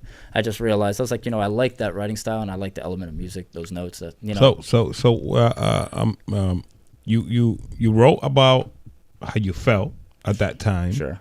Now I'm pretty sure people want to hear how you came out of that stage in your life. And can I add something to that question? Is do you feel that if you didn't have anxiety or depression that the songs would be as creative as they are, or would it go a completely different route? Like, is that a gift in a sense, like sleeping with the enemy kind of? No, it is. I would say some of the songs, maybe not. I would say perhaps I may not have gone that direction in general, right? But lyrically and all that, I probably would have gotten there anyway. But like keeping on the song Revelation, that whole thing, like I was sitting there at that time. I was very anxious all the time. Like all the time. All the time. And when I mean all the time, I mean like literally all the time. Trust me. You know what I mean? We know what you're talking about. I would go to the gym. And I'm hanging with people and everything's good, or playing ball or whatever. Everything's good. The second my door closed, like the switch of it's over. It's like a key. It's like when you open your eyes in the morning. I used to listen to that beat and like because I made that a lot of the beats that I make will be like ideas I had like from years ago, just like walking around. I'll just be humming it, right? And like and I remember like.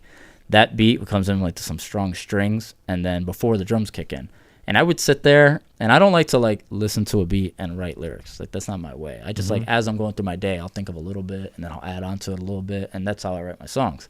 But that song, I literally sat there and listened to that beat because I was so anxious. I couldn't even get turn my computer on. I was like so like out of it, like when it comes to just doing things, like regular things, you know. And I remember I was like, you know what? I can sit here and do nothing, or I can just try and still feel, I'm still going to feel the same way anyway, right? And that's not going to cure me. So I would sit there like literally teary-eyed and listen to this beat on a loop.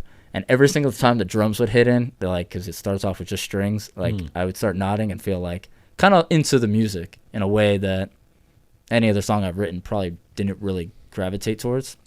So for me, it was a huge part of my progression out of getting anxious and depression, because it got me into just sitting and like realizing like, yeah, I am still depressed, I am still anxious, I am still not making any progress, but in any aspect of my life I want to, but I can still keep going, and I can still make progress in other elements of my life without having to heal first. Because I think a lot of people want to heal before they start doing something, but you got to do something to heal. But music was part of the process of you healing. Oh, for sure.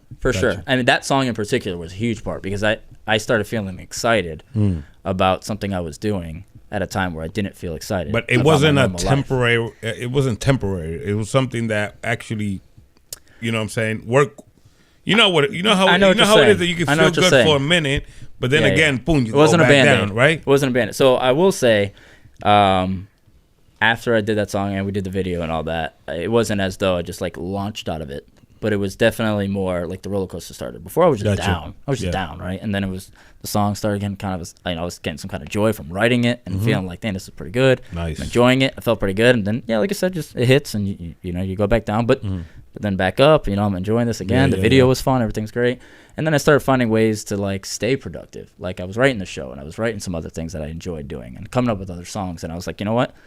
Before this song, I would have just sat there and not done it. And because I just paralyzed by that emotion, But then it kind of showed me like, okay, even though I didn't magically feel better, I was able to still get stuff done in my life, and that made me feel better.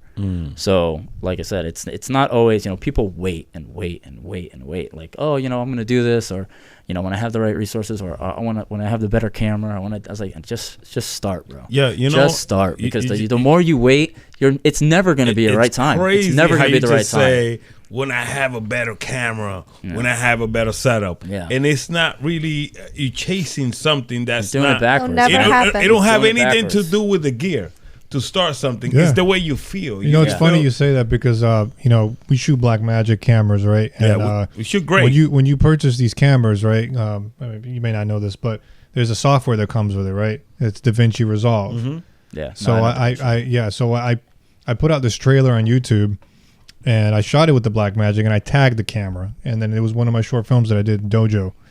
And so I had some comments on there. People were asking, what did I edit it with? What did I shoot it with? Whatever. And I had a guy ask me, what editing software? So I put Premiere Pro. And then somebody else responds saying, oh, ouch, that hurts.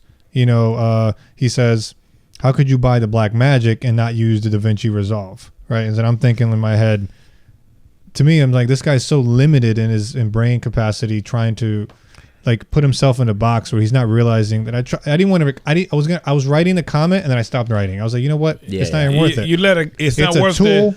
It's a tool. Tool, and to be honest with you, it's not even like.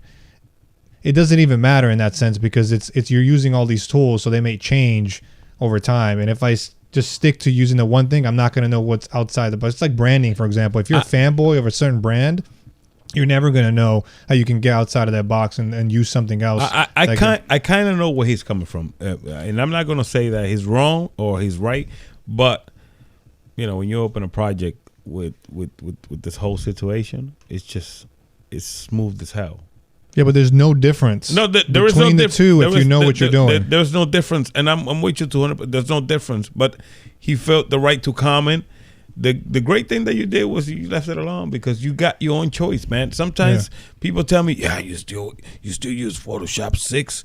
Yeah, because this is all I need to do what I need to do. Yeah, but if you're coming, he's coming out a different limitation of the mental. That's what I'm saying. That's what I'm saying. Brain, that from the way that he approached with the comment, saying "ouch," right? Yeah. You're already putting. He's limiting himself. No, it's not even just that. He's coming. He's already coming with the aspect of saying, "Oh, that hurts. How dare you?" Yeah. But rather than leaving a comment saying, well, I would have used DaVinci Resolve because A, B, that's C, what and he D. should have said. That's what he should have said. Again, I'm going to go back and tell you, you send me something, you say, hey, do this for me, and I grab it and I open Photoshop 6, and you're gonna say, well, why don't you got Photoshop 16?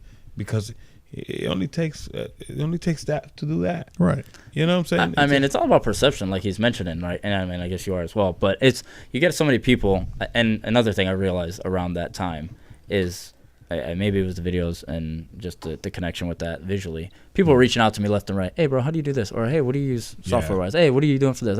I'm using mostly stock sounds. I'm not one of these people pirating and downloading a bunch of stuff because I just don't care to take the time. Because as you're mentioning, like, if you have the vision and the work ethic, you know, obviously you can't not have that, you're going to get it done in some form. I'm not saying it wouldn't have been easier for me to have, you know, Omnisphere, all these great sound kits and all this thing, and put together this beautiful orchestra with strings and all. And, you know, I'm not saying that it wouldn't be better.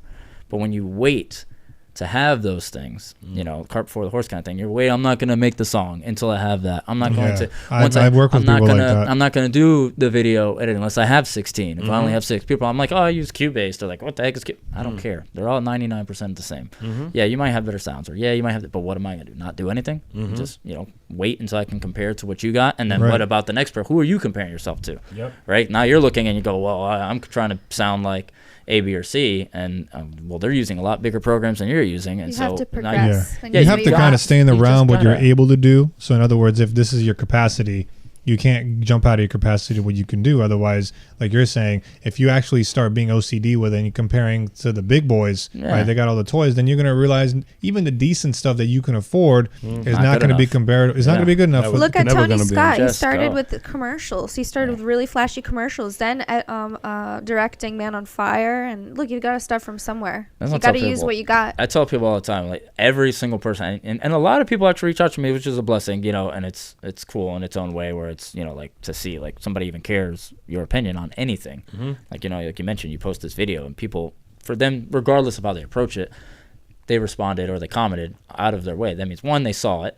2, they thought something about it to invoke some kind of response. Right, exactly. Right, which is great. That's what I was thinking. Which is great too. on its own. So for you, that's a plus. Yeah, great. He didn't take the, you know, granted, he didn't take the right approach on it. Whatever. Doesn't matter. That's a reflection of him, not you, right? But so many people ask me, oh, how do you do this or how do you do that? And I'm like, bro, I'm gonna give you one tip first.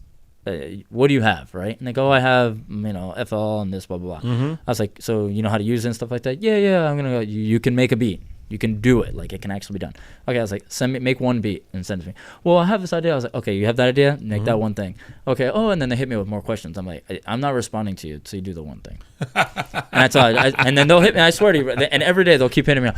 Oh, the other day, hey, man, I was doing this thing. What do you think of this idea? I was like, no, that's cool. Did you do that first thing? Yeah. And they're like, no. I was like, then I'm So not they still haven't gotten to the thing They that haven't you got to the asked. one thing, because the one, and it's not because I want it for me. It's because I know it's the first step. You're that literally they need to demonstrating get. the limitations they're putting in for themselves. I was like, they're like, oh, I don't want to use these drums because they sound kind of. I'm like, that's okay. Just this is not. I'm not telling you to put this little drum kit together and then put it on the radio. I'm just saying, just send me that one thing. And this other guy, oh, I want to do fitness videos, man. Like, you know, you have your video. I'm like, just record yourself doing something and talking. Yeah. Oh, I don't have a good camera. So okay, well, do me a favor. Record yourself, 20 seconds. Send it to me on IG. Oh, I was going to do that, but I didn't have the right lighting. Did you do the 20 seconds? And I'm like, I'm not going to give you. They're like, how do you do those? You said you're talking about Google ads. You were talking about, you know, marketing. How do you know, these followers? People want the specifics. The link tree and all these little things. What like, they want? They want the specifics. Yeah, exactly. No, they're so focused on the specifics. And I'm that like, they can't. I was like, did you do the 20-second clip? And I swear, there's a guy at my gym, right? And he's like, no, I'm going to do it. I just want to make sure I have this. I was like, when you do the 20-second clip, then come to me. Like, if you would have came to me and said, here's the 20-second clip, and I'm like, okay, your lighting sucks, just like you thought it did. Your sound sucks, just like you thought it did. But you did it.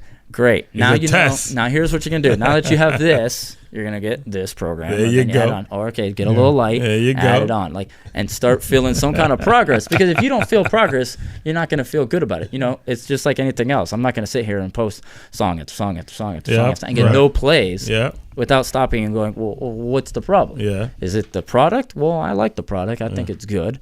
It's visually nice. The sounds sound good. Everything's great. So what is it? Okay, maybe I'm not doing a good job of marketing. Maybe I'm not doing it. It's not always just simply that you suck, right? Sometimes you have to take the entire process as it is, and you just got to keep walking. Yep. You know, like you can't just sit there and be paralyzed and not do anything, and just never get anything done. So just do something every single day. Just do something. You got to do something. I don't care if you do it wrong. I wanted to ask you just too, do man. it. Like a little bit, like something might take, go on a little side road here. I was going to ask, take us through a day, because we all have this, and sometimes like maybe I don't really look in the mirror and I realize what's kind of stopping me. Take us through a day where something in life may stop you from maybe creating music or achieving your goals, or does that make sense? In other words, like what happens in that day where you say, no, I can't do this song right now, or I can't do this. Besides, like, I know it's anxiety and depression. It might be like, sure. But like specifically, if you don't mind, like, I will say that at this point, nothing. And that time we just referenced with the video and all that, at that time, it could have been nothing and still stopped me. It could have just simply been me not feeling confident about something completely other than music, or me just writer's block, still maybe. being stressed about. And it's not even writer's block for me. I never really get writer's block, honestly. It's just a matter of feeling like, I don't know, I was just stressed about life, or I haven't made it yet, or I had an argument with a girl I was in at that time, or I'm short on money on something. It doesn't matter. I could have found any reason that already previously existed and made sure that I didn't get stuff done, right? And now it's like, I just got into a car accident the other day, right? I was just telling her before that, no, it is what it is, right? I'm not upset about it. I haven't really thought about it in a negative light. I still went to the gym, still did what I had to do, still came home and did my stuff, spent an hour writing, did some music things. I'm here doing this, like played basketball, like whatever. Like nothing anymore. That doesn't mean I don't still feel down. Doesn't mean I still don't get upset. But I just don't allow it to inhibit me anymore. So there's really nothing other than like. That's great. Yeah, I kind of expected you to actually say that. Yeah. Because I feel the same way sometimes. Maybe like 95%, 5% would be something. But like what do you feel? Do you feel like anything has, what, like we're on the topic of the anxiety and things like that. What defines anxiety? Like what is it that triggers it? And like. You know what I mean? Like I think it's that inability to accept it. Like you've tried to fight it so much. No, I don't fight it at all. No more. It's just been too many years. It's just like, yo, come with me. Let's go. Yeah, exactly. I take it with me. You want to come? Let's go. And that's what I'm saying. People that inability to do that and to accept it and go like, look, like a lot of people who are have anxiety or get depressed, they want that fix. The way I see it, like. It's crazy because you fighting two energies. Is you against? It's like two lights hitting each other like this, bro, and it's crazy. Yeah. Then when it turns into physical symptoms, dude. Yeah, it turns into physical. That's crazy. That's when you start. Yeah. You start twitching. You're like, yo, what's going on? Yeah. And it's just energy. You never think mental would turn to physical. Oh man, I started getting to a point where my breathing and like I'm a high endurance guy. Like we could literally, if I go to the gym for 3 hours right now, and then you said let's go play ball for 3 more hours, and then I'm on my way home before eating or anyone, someone's like, hey, we got a team to go. We're gonna play flag football for 3 hours. Yep, all 3. I'll never be tired. You'll never even notice. I'll still be there to the end. But you will go. You had the drive, man. I had the drive. You have that easy. I'm very self-driven. I will say that. Yeah, but you had that easy. You had that easy anxiety because no. Some of us had that. He's been hospitalized. Yeah. He's been hospitalized, just like me and you. No, for real. I shared stuff with him. Your shit, it was like mine was never like what you're saying. Yeah. Like, no, mine was like 100 out of 100. Like I really, like literally could say like. I feel like I survived dying from that. Yeah, you really? never know. Yes, and it's not that it's just gone. I mean, it's what you're saying? Well, no, because it's okay. You wrote.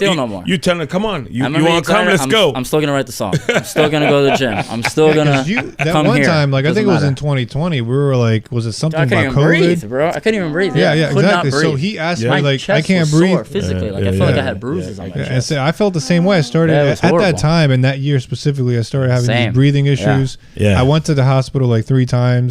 Right, and they just can't figure out what it was. Same. And then you're telling them the whole year. I came downstairs, ate dinner, and went back up to bed. A year. I'm not talking about 3 months. I'm talking about I came down. I ate real fast, right? And when I walked up, I was.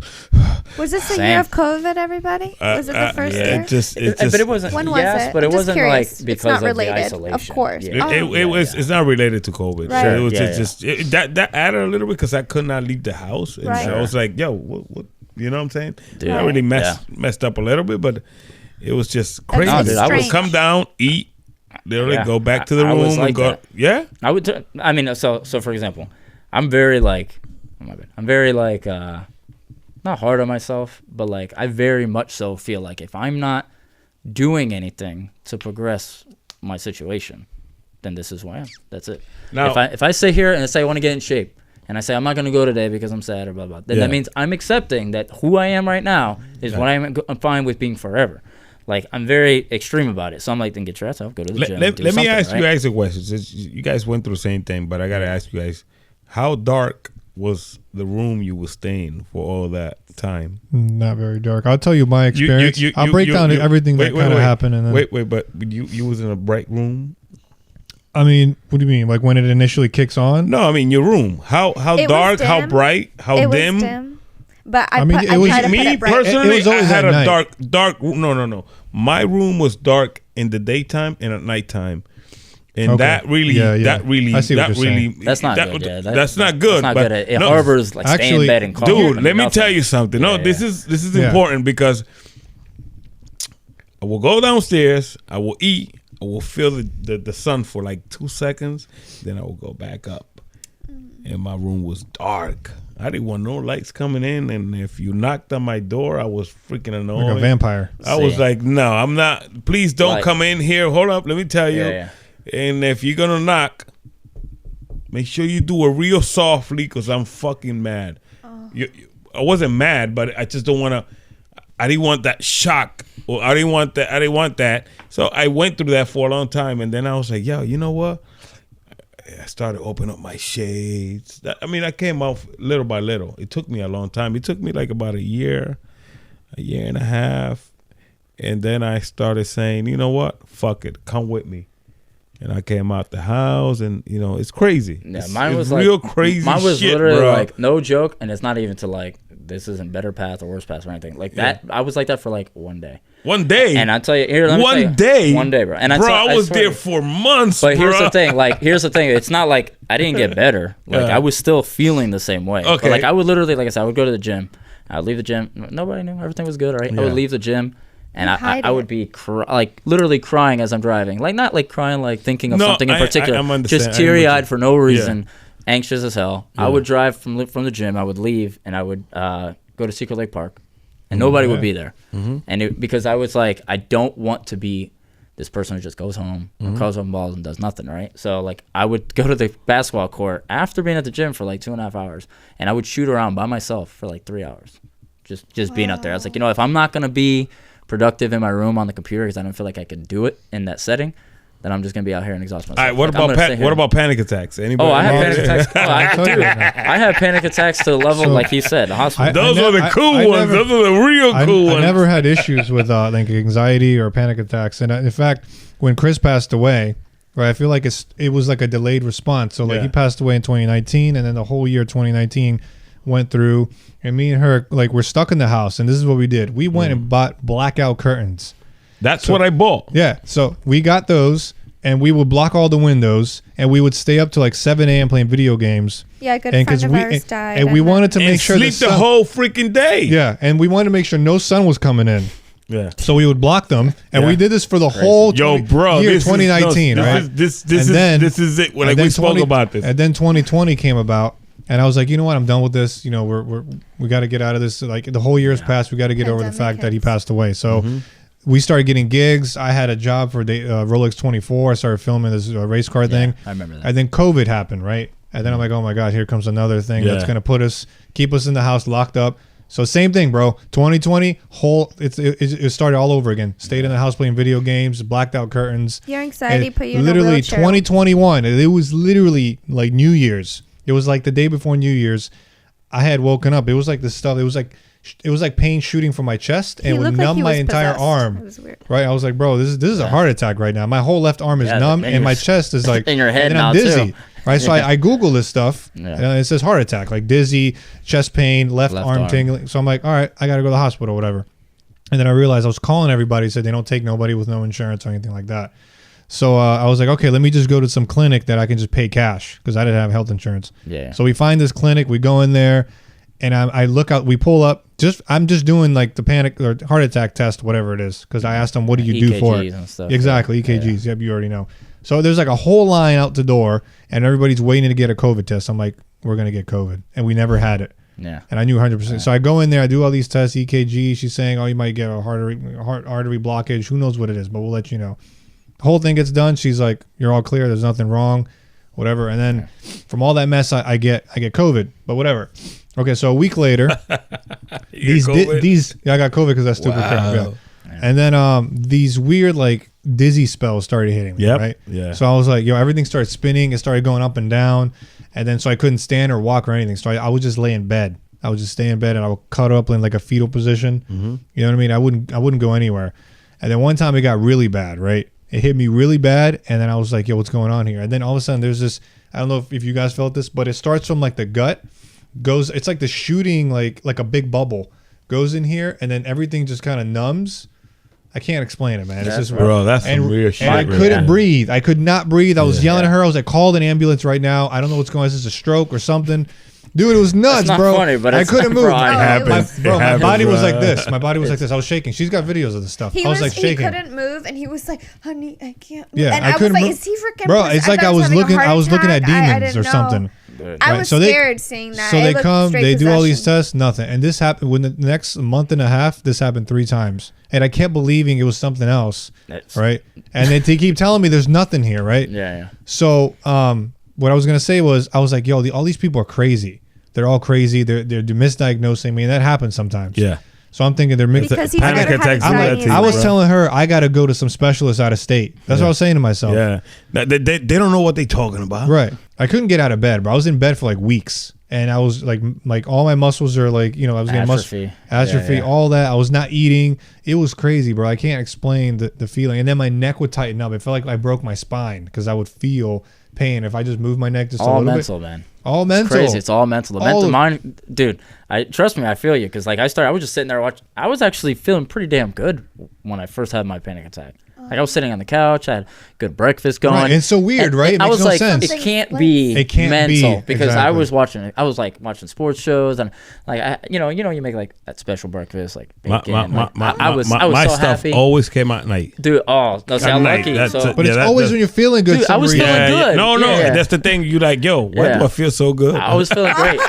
Like I could talk myself into because I'd be like, I feel so good right now. That means it's about to happen. And then you tell that to your doctor, right? And then he's like, well, and I'm like, it's supposed to start building up, and it wasn't building up. I just gave up. Honestly, you want to know what happened? I felt like they knew when I went the last time. They knew. They already knew. And I felt, I was so freaking embarrassed, bro. Dude, because because they already knew. They're like, this guy. Yeah, no. Get over it. I mean, but they went and took out all the tools and did what they had to do, but they knew, and I was like, dude, I trust me. I felt small. I was so afraid because like I go to the gym 6 days a week, so I was like, I'm not like an old steroid guy, big guy, right? Yeah. But like I was like, I'm not gonna take any steps back. Like I'm not gonna not go watch the games. I'm not gonna not like. Me deciding to just do that stuff like on a whim, like it didn't heal me. I still felt the same way. I just had to do that with people around. You want to know how I felt? You know how I have kids, right? Yeah. I don't know if you guys got kids. No, you guys don't have kids. You know how you grab your kid and you fool them with, you tell them if they want a certain candy and you give them something else just to quiet them down. I felt like that. I felt like no, yeah, like they patronized you. Yeah, like, I felt like they were like, yeah, we did this and we did that, and they did this and they did that, and I was like, but you didn't do any of that, but they did that. Yeah. And that day I was like, dude, I gave up. Like, I was quiet for a while. I was like, yo, this is crazy. You guys have a really important question. You guys, I want to hear more about what you guys went through, but the question I have is, there's so much pressure on you guys, and I thought like a lot of men your age group, like 30 to like 50, 60, during this time, it's been a really hard time for y'all, right? Like, is it the pressure, responsibility, you think, or like the way the world's going? Like, why now? Why do you think so many men? It's not just you guys. I see it happening a lot, right? Like, I can't even pin down when it started. I'm gonna be completely honest. Right. I felt like this when I was like 12 years old. Oh. Yeah, I since I was like 12, I felt something. And I know I felt something back then. I was worried, and I used to I used to think about things over and over again when I was young. So I knew that. I didn't know back then what it was. But you had it.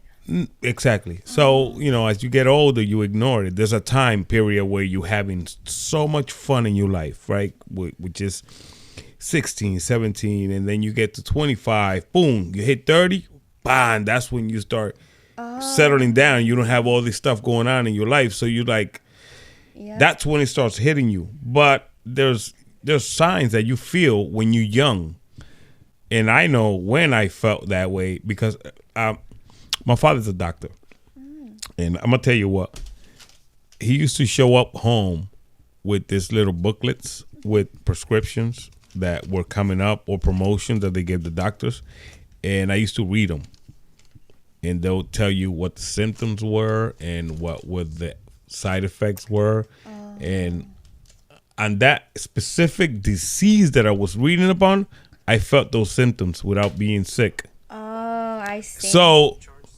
So that's where it started. You heard that? You guys heard that?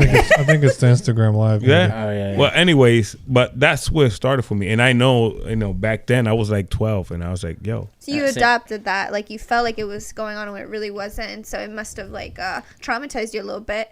That's why I'm like, there's like, you guys have so much responsibility. Like, you have kids, you guys have your careers. And so I imagine, like, as a women don't give credit to men or, like, give room for them to be emotional or, like, say, like, talk about their feelings. You call them, women usually call them, like, oh, you're a pussy, or a basically expletive. I've always been very open emotional. Like, it's very easy for me to just be like. Me. To be honest with you, when it comes to women, I tell them what's up. If they not feeling it, peace out. That's not because it's not something where I'm gonna be able to hide that or.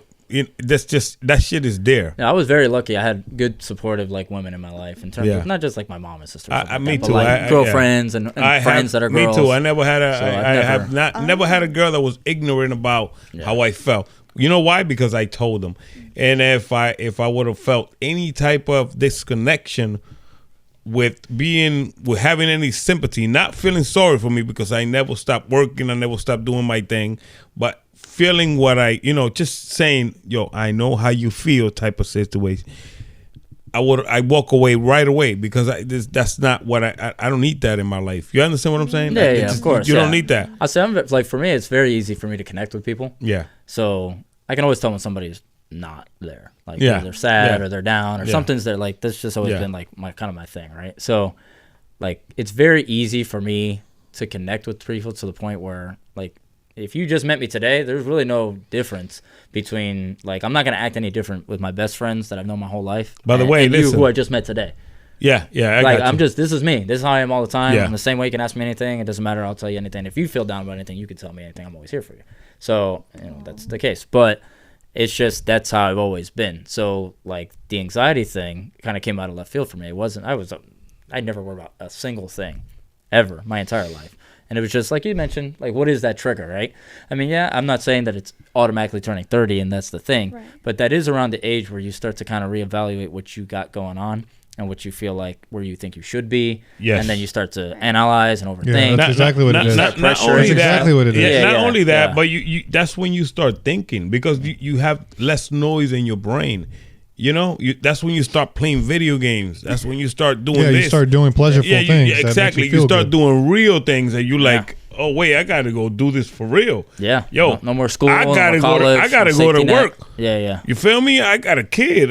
You know what I'm saying? So I think that was mainly why right after COVID, you know, and I started realizing, I started assessing my thoughts, like, you know, where am I really going? The Or, economy and you know, everything. the economy is going to, whatever. You Are know we what I'm going to be saying? able to have kids? especially in this field, the entertainment field, Yeah, artistry. Yeah. because you don't get paid till you get made, right? So it's Right. like you're putting in 99% of your effort before you get that first check. Yep. You know what I mean? I'm not saying you don't get paid at all to do your thing. I'm not getting paid at all to do music and stuff like that. But you get my point. Like, you don't get that real money till you make it. And there's no sure thing that you will make it in terms of, when I say make it, you know, whatever your perception is of making it individually.